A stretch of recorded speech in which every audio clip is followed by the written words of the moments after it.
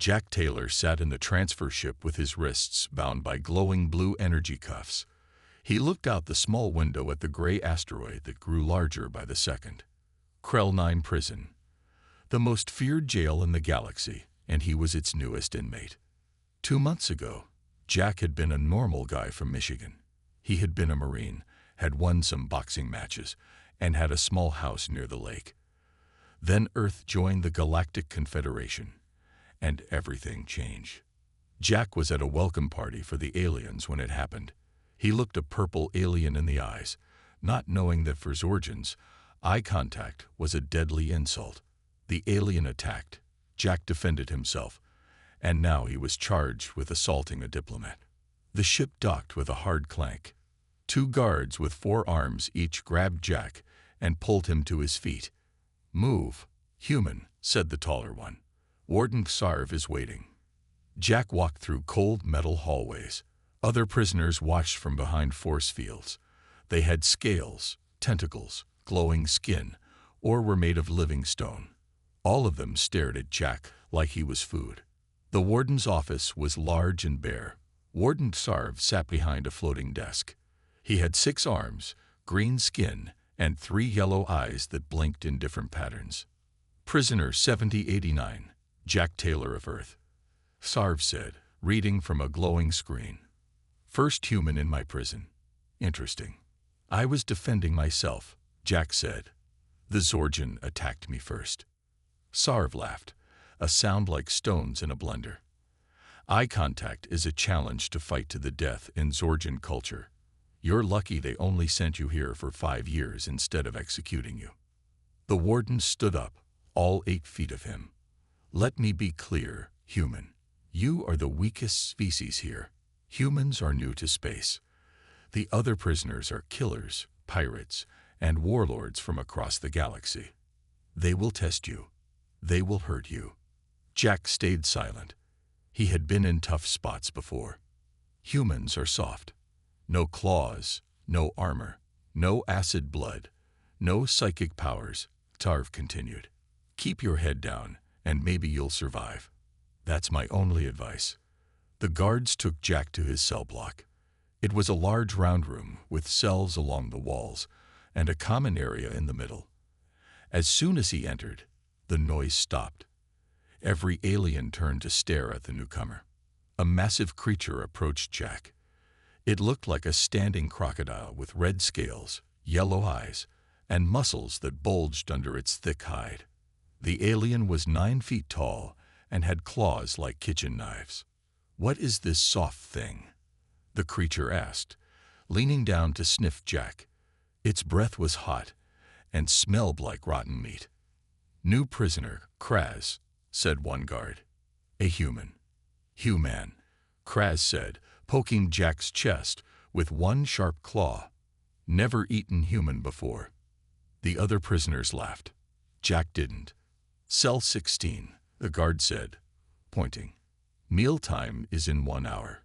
Work assignments tomorrow." The guards left, and Jack was alone with 30 alien criminals who all looked at him like he was the main course at dinner. Jack walked to his cell, feeling their eyes on his back. Inside was a hard bed, a toilet, and a small shelf. The force field hummed on, trapping him inside. He sat on the bed and looked at his new home. 5 years in this place. 5 years among killers who thought humans were weak. In the Marine Corps, Jack had learned to size up a situation quickly. This one was bad. He was alone, outnumbered, and surrounded by aliens who wanted to test their strength against him. But he had one advantage they didn't know about. They had never fought a human before. They didn't know what humans could do. Jack Taylor had survived war zones and boxing rings. He had trained for years to fight. These aliens thought humans were soft and weak. They would learn their mistake very soon. As the call for mealtime echoed through the prison, Jack stood up. Time to face the first challenge. He wasn't going to hide or beg.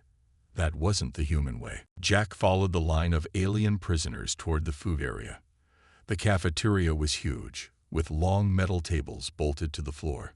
Guards with shock sticks watched from platforms above. Different types of food waited in serving stations. Some looked like normal food. Others bubbled or glowed or moved on their own. Jack got in line behind a skinny blue alien with 4 eyes. "New meat doesn't get food on first day," said a deep voice behind him. Jack turned. Kraz stood there with 5 other reptile aliens. They all had red scales and yellow eyes. They all looked hungry. "I'm not looking for trouble," Jack said calmly. He had been in enough fights to know when one was coming. Kraz laughed. "Trouble found you, human. We need to show you where you stand in Krell 9. The other prisoners moved away. They formed a circle around Jack and the Draconians. No one wanted to miss the show. "Guards won't help you," Kraz said, showing his teeth. "They like to see new prisoners learn their place." Jack looked up. The guards were watching but doing nothing. This was a test.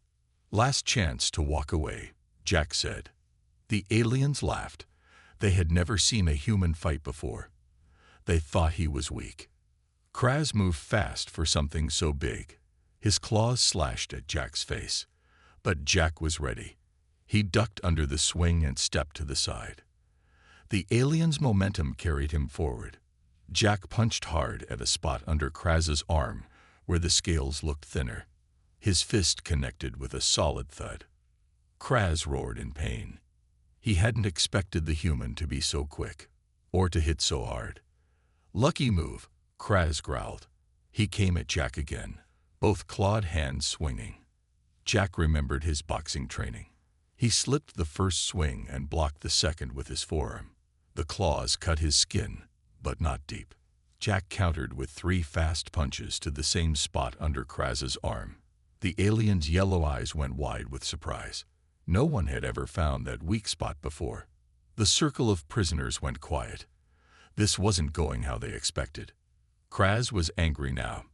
He rushed at Jack like a truck, trying to use his size and weight. Jack sidestepped again, but this time he stuck out his foot. Kraz tripped and fell hard on the metal floor. Before the alien could get up, Jack jumped on his back. He wrapped his arm around Kraz's thick neck and squeezed. It was a choke hold he had learned in the Marines. Kraz thrashed and tried to throw Jack off. His claws scraped against the floor. His tail whipped back and forth. But Jack held on tight, applying pressure to the alien's neck. "Submit," Jack said in Kraz's ear, "or I put you to sleep." Kraz kept fighting for a few more seconds. Then his movements got slower. His eyes started to close. Just before he passed out, he tapped his claw on the floor 3 times. Jack let go and stood up. The room was completely silent. Every alien stared at him. One of Kraz's gang helped their leader to his feet. Kraz shook his head, trying to clear it. He looked at Jack with new eyes. "How did you know about the nerve cluster?" Kraz asked, rubbing the spot under his arm. "I didn't," Jack said honestly. "I just saw thinner scales there." A small alien in a white medical uniform pushed through the crowd. She looked like she was made of blue crystal. Light reflected off her body as she moved. "I am Dr. Lyta," she said. "I need to check both of you." She examined Kraz first, then Jack's cut arm. She wrapped it in a clear bandage that felt cool against his skin. "First human I've treated," she said quietly. "Interesting physiology." When she left, Kraz approached Jack again.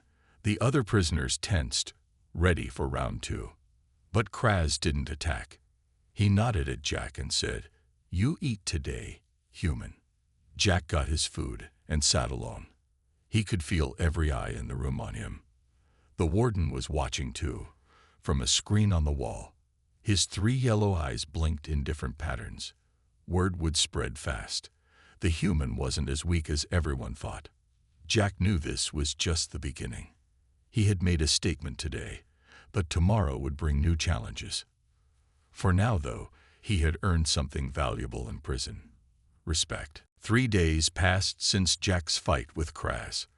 Life in Krell 9 fell into a pattern. Wake up, eat, work in the mining tunnels, exercise in the yard, eat again, then back to the cell. The other prisoners kept their distance, watching Jack with new eyes. Jack was in his cell doing push-ups when he noticed something strange. A thin mist was seeping through the tiny air vents.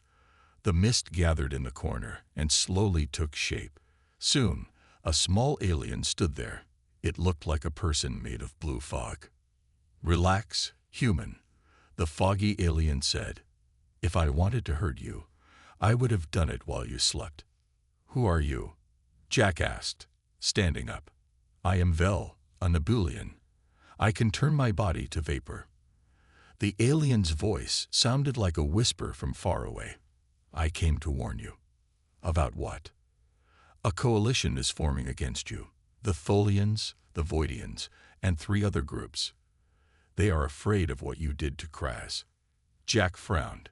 "Why would they be afraid? I'm just one human." "That's exactly why," Vel said. "You're unknown. Every other species in the Confederation has been studied for centuries.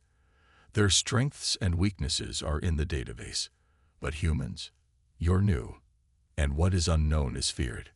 Before Jack could ask more questions, Vel turned to mist again and disappeared through the vent. The next day, Jack was called to the prison's translation office. A human woman sat behind a desk covered with strange devices. She had brown hair tied back and wore a gray uniform with the prison logo. "Jack Taylor. I'm Ella Jones, the translator here. I requested to see you when I heard another human was brought in." Jack sat down across from her. It felt good to see another human face after weeks of aliens. "How long have you been here?" he asked. 3 years, Ella said. "I was part of the first Earth delegation to the Confederation. There was a misunderstanding about some cultural protocols. Nothing violent like your case." She leaned forward and lowered her voice. "Listen, I heard about what happened with Kraz. Word is spreading. The Tholians are especially worried. The ones with the crystal heads. Yes, they're psychics. They can read most alien minds like open books. But human brains, they can't get in as easily. It scares them." Jack thought about Vel's warning. "I heard there's a coalition forming against me." Ella nodded. "It's true. They're planning something in the mining tunnels tomorrow. I've been translating their communications." She handed him a small device. "This shows the weak points of the main species here. The warden doesn't know I'm giving you this. I can't watch the only other human get killed." Jack studied the device. It showed diagrams of different aliens with spots marked in red. "Why help me?" he asked. "Because Earth needs to survive out here," Ella said. "If you die, it sends a message that humans are easy targets.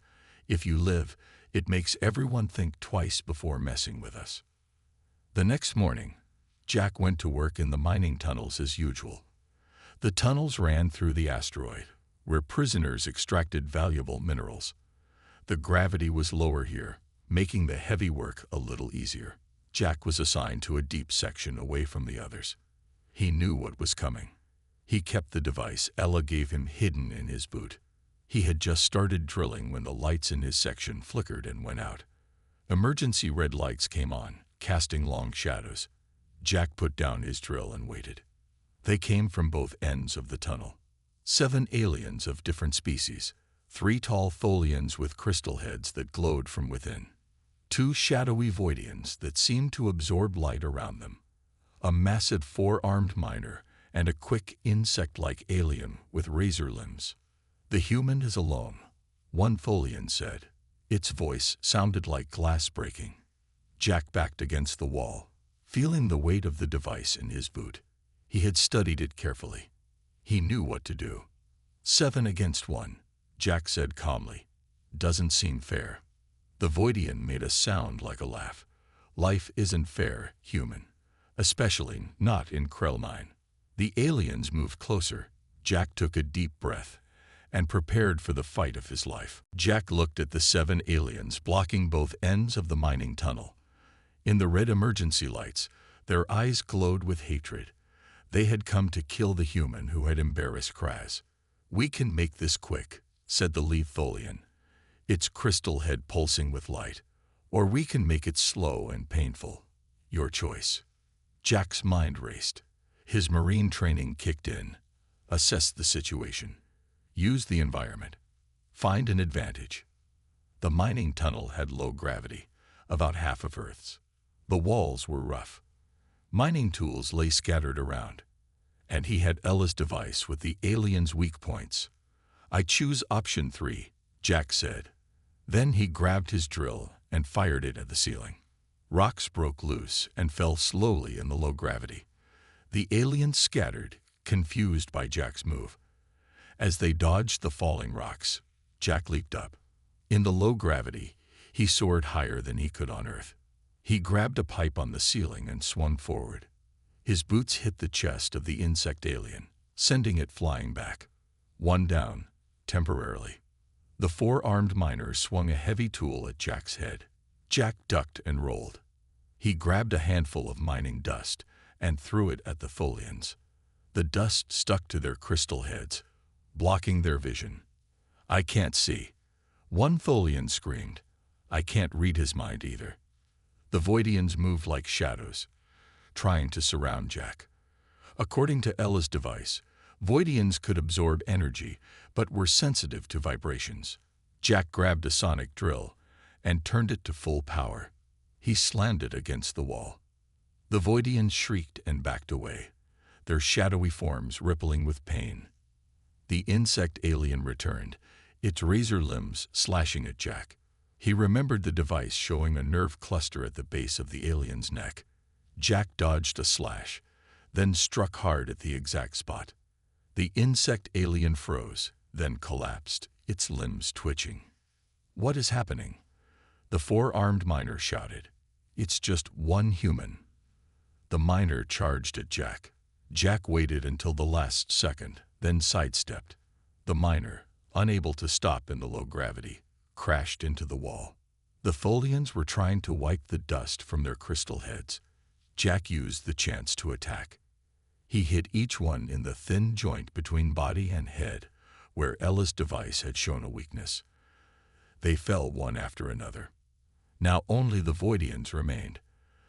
They tried to absorb the light, making the tunnel darker, but Jack had grown up camping in Michigan. Darkness didn't scare him. He listened for their movements and struck when they got close. Soon, they fled down the tunnel. When the guards arrived, they found Jack standing calmly amid 3 unconscious aliens. 2 more were trapped under fallen rocks. 2 had escaped. What happened here? A guard demanded. Jack shrugged. They tried to ambush me. It didn't work out for them. News of the fight spread through Krell 9 like wildfire.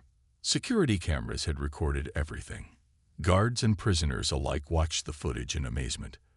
The human had defeated 7 of the most dangerous inmates without even getting hurt. Back in his cell that night, Jack found another visitor. This one wasn't hiding. It was a small alien that looked like a green grasshopper standing on 2 legs.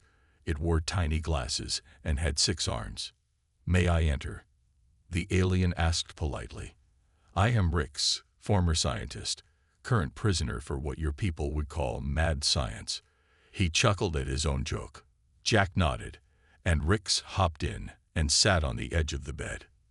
That was impressive work in the mining tunnel.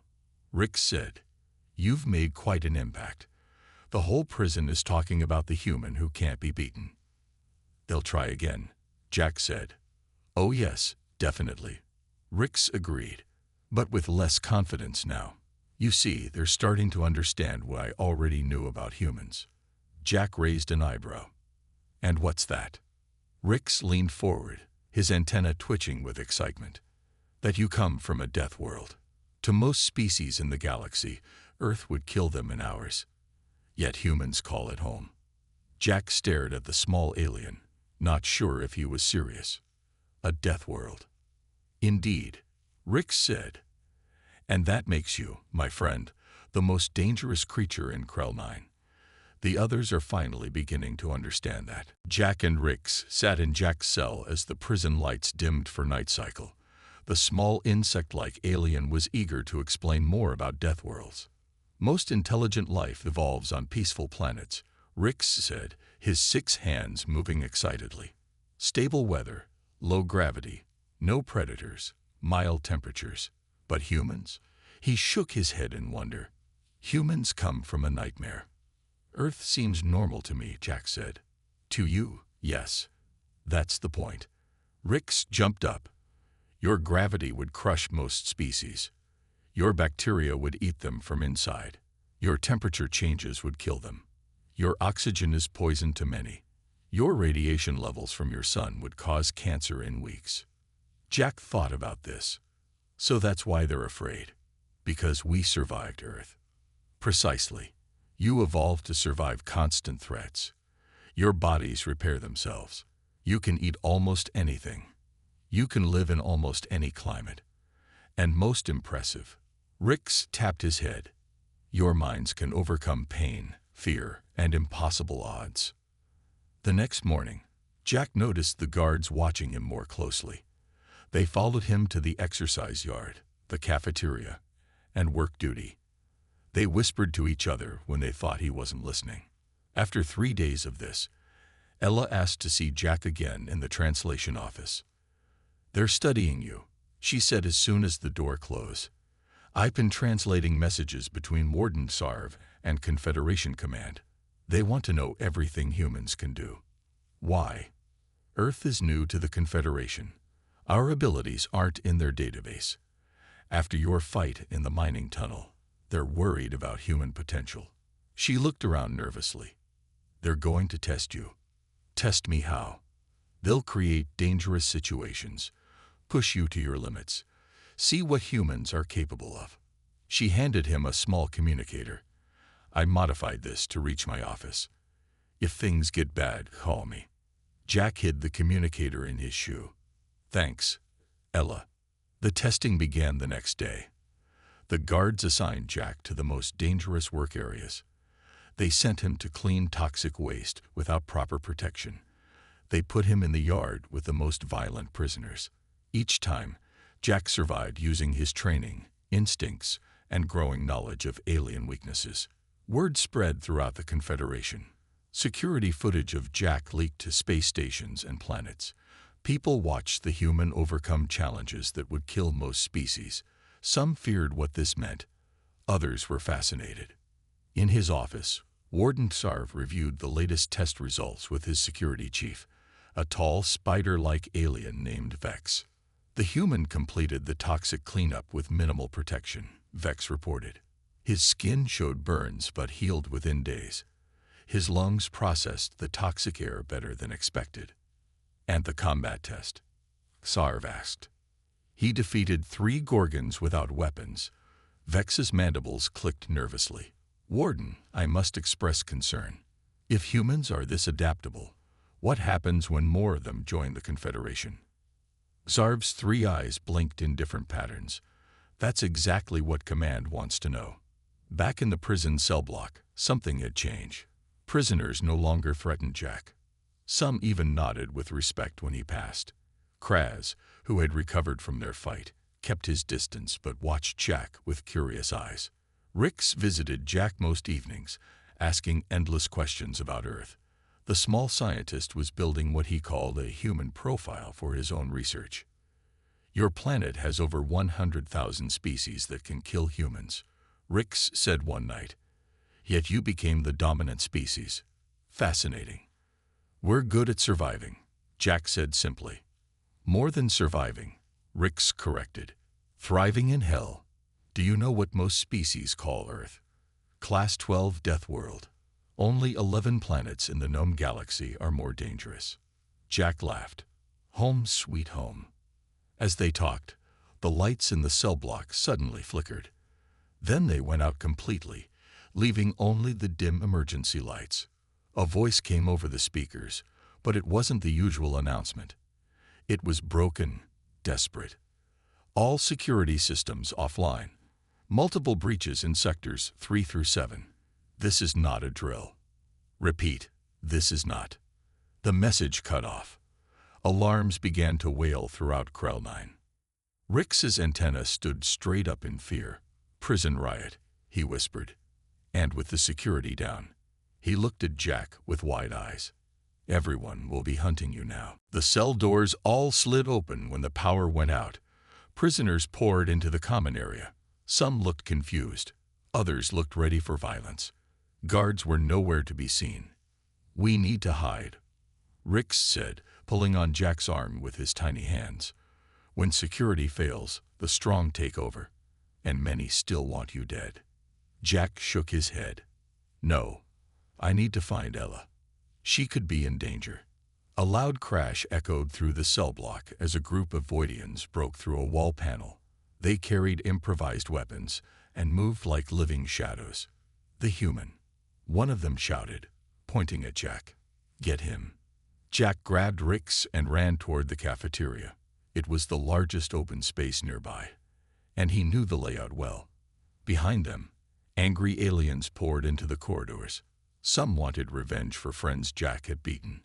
Others just wanted to test themselves against the famous human. The cafeteria was filled with prisoners from all blocks. Small fights had broken out over food and territory. When Jack entered, many eyes turned toward him.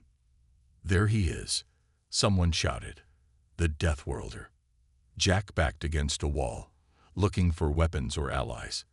He pulled the communicator from his shoe and called Ella. "Jack," her voice sounded scared. "Are you okay?" "So far," he said. "Where are you?" "Administrative section. We're locked down, but some prisoners are trying to break in. The guards are gone." "What do you mean, gone?" "They left their posts before the power went out." "Something's not right." There was a loud banging noise in the background. "They're almost through the door. Please help." The call ended. Jack turned to Rix. "I need to get to the administrative section." Rix's antenna drooped. "That's 3 levels up, through the most dangerous parts of the prison. It's suicide." Jack looked around the cafeteria. Dozens of hostile aliens were closing in. Some were enemies he'd made. Others just wanted to be known as the one who killed the human. Then a familiar voice boomed over the crowd. "Stop." Kraz pushed through the aliens, his red scales gleaming in the emergency lights. The crowd parted for the huge draconian. "The human is mine," Kraz said. "I have the first claim." Jack prepared to fight, but something seemed off. Kraz wasn't attacking. "You beat me fairly," Kraz said quietly when he got close. "No one has ever done that. I respect strength." "I need to get to the administrative section," Jack said. "My friend is in danger." Kraz smiled, showing rows of sharp teeth. "Then let's go. I know a way." Before Jack could respond, the doors burst open. A group of prisoners led by the Tholians rushed in. They had planned this attack. "This is a setup," Jack realized.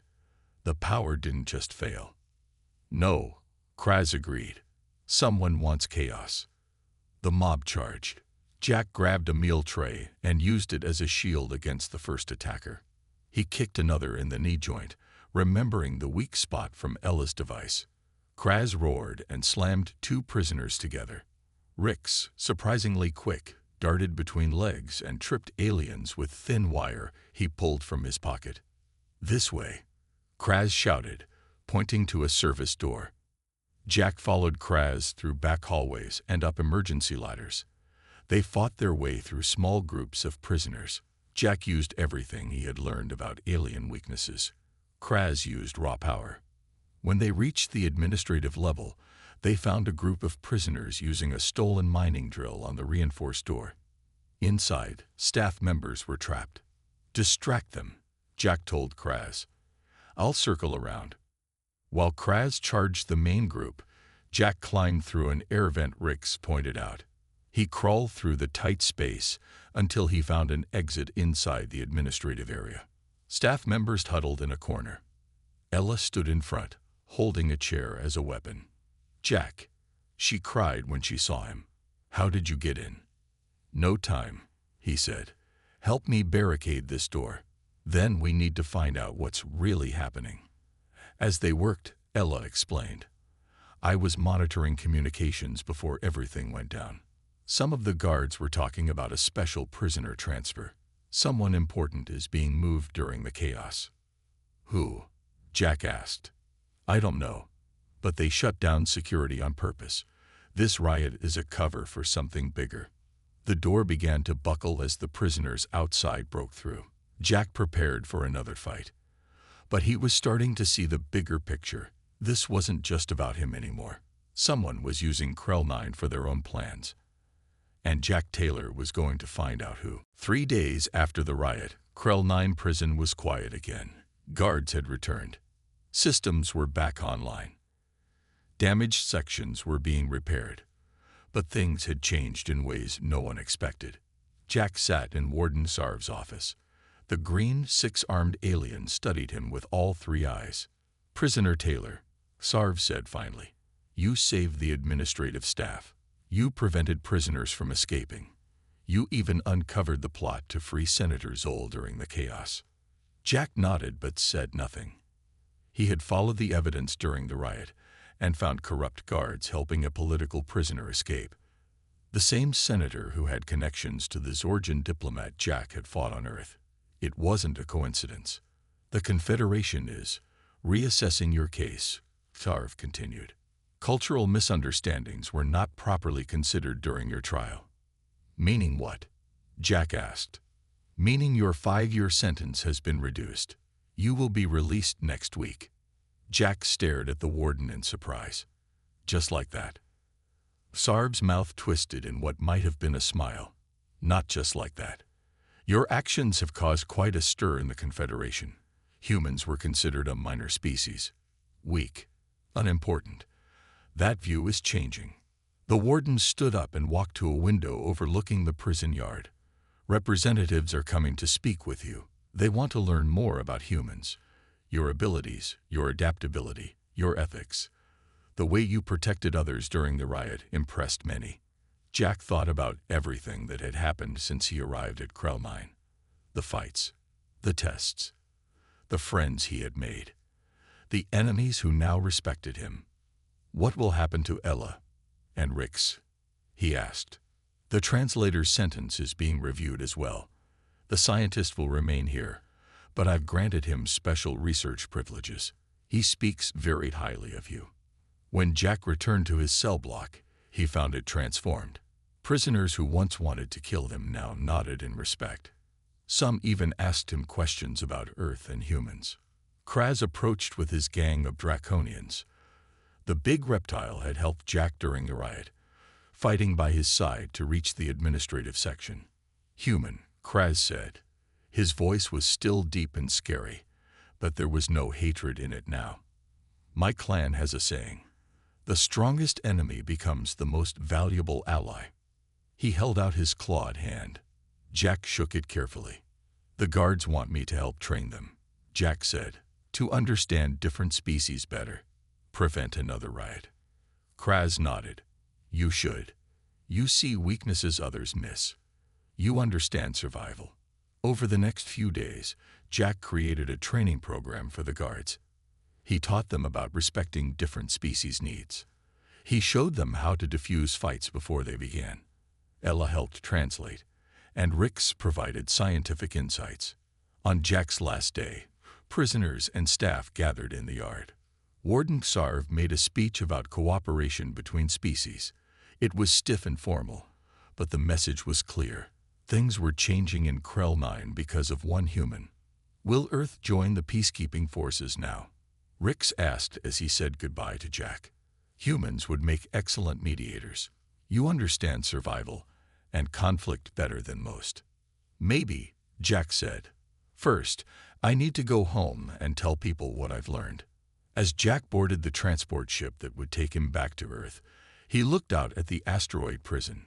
When he arrived, he had been seen as weak. Now he left as a symbol of human potential. The ship commander, a tall blue alien, approached nervously. Is it true you defeated 7 attackers in the mining tunnel and led the defense during the riot? Jack smiled. Just doing what humans do. We adapt. We survive. We protect our own. The commander's eyes widened. My crew would be honored to hear stories of Earth. This death world you call home. As the ship departed, Jack thought about how quickly things had changed. The aliens who once picked on a human now studied humans with respect. The Confederation that once ignored Earth now sent representatives to learn more. All because one human showed the galaxy what humans could do when pushed too far. And if they ever forgot again, Jack Taylor would be happy to remind them.